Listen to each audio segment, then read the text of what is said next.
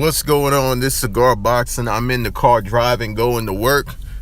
Before I went to work, I read ESPN. I go through and I go to all the different boxing websites, and looking at ESPN's pound for pound, the top 10 list is straight garbage.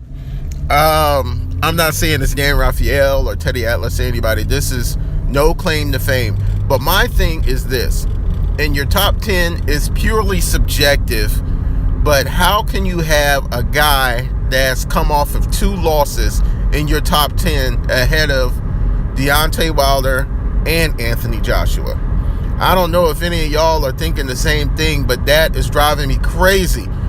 And Sergey Kovalev is not even 10. That's the thing. He's not even 10. I'm not trying to throw dirt or shade on Sergey Kovalev, but how are you pound for pound and you've come off of 2 losses recently?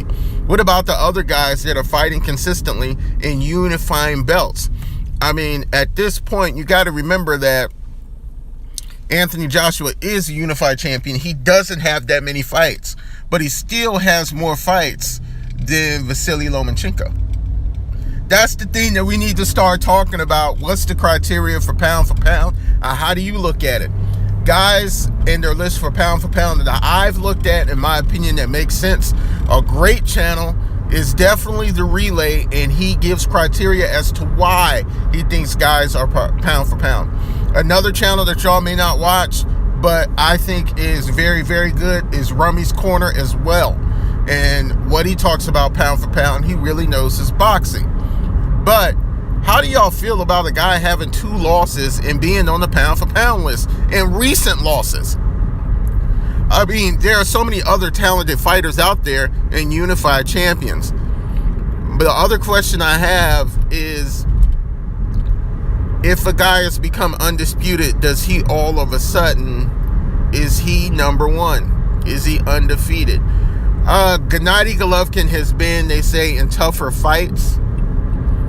But I still have Terrence Crawford at number 1, ahead of Vasily Lomachenko, ahead of Gennady Golovkin, simply because he solidified all the belts, in my opinion, and he's knocked out all of his opponents recently. I just feel that just because you're a title holder doesn't mean that you're pound for pound. There's a lot of criteria to go over, but this ESPN list is straight dookie. I mean, y'all got to tell me what y'all think, man. Zone, somebody say something, man. Ghetto, say something. 10 players, what do you think about this, man? Can a guy be pound for pound on somebody's list and come off of 2 losses? I'm just saying. This is Cigar, man. I don't have too much more to say. I just wanted to know what y'all thought about this. I'm out, man. Later.